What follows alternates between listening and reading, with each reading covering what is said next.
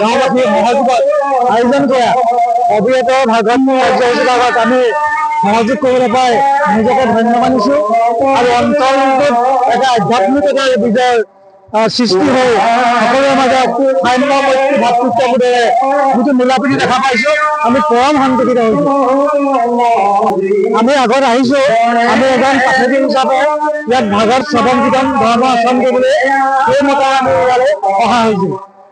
সাম্প্ৰতিক যিটো যুৱ শৃংখলতা হৈছে এই শৃংখলতাৰ একমাত্ৰ মাধ্যম হিচাপে যদি ভাগৱত ধৰ্ম আচৰণ কৰে তেতিয়াহ'লে সমস্ত অপকৰ্মৰ পৰা হাত সাৰি থাকিব পাৰিব আৰু যুৱসকলৰ মাজত এটা শান্তি বাতাবৰণ সৃষ্টি হৈ ভগৱত ভক্তিৰে অনুপ্ৰাণিত হৈ সমাজত শান্তি প্ৰতিষ্ঠা কৰিব পাৰিব।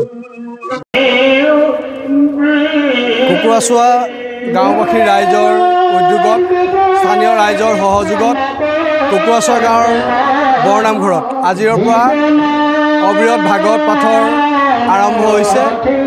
আমাৰ এয়া প্ৰথম নহয়, এয়া পঞ্চমবাৰ।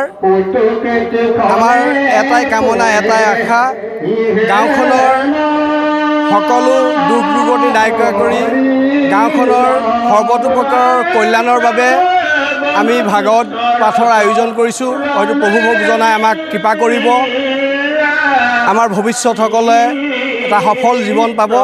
আমি আশাবাদী আমাৰ এই অনুষ্ঠানত আমাৰ স্থানীয় ৰাইজৰ লগতে বিভিন্ন অঞ্চলৰ পৰা আমাক ৰাইজে সহযোগিতা আগবঢ়াব। আমি অন্তৰেৰে কামনা কৰিছোঁ সকলো আহিব আমাৰ ইয়ালৈ, ভাল পাব যে আমাৰ এই ভাগৱত পাঠৰ অনুষ্ঠানত। আৰু শেষৰ দিনটোতো আমি সকলোকে আমন্ত্ৰণ জনাইছোঁ যে শেষত আমাৰ কণমানি শিক্ষকৰ দ্বাৰা চেলেঘাটৰ এটা সাংস্কৃতিক অনুষ্ঠান শিৰোমণি সাংস্কৃতিক গোষ্ঠীৰ দ্বাৰা বিপ্লৱ দামোদৰ আখ্যান দত্তপকৰ মুক্তিলাভ নাটখনি পৰিৱেশন হ'ব। আমি সকলোকে কৰজোৰে আমন্ত্ৰণ জনাইছোঁ, সকলো আহিব, ভাল লাগিব, ভাল পাম। কৃষ্ণ।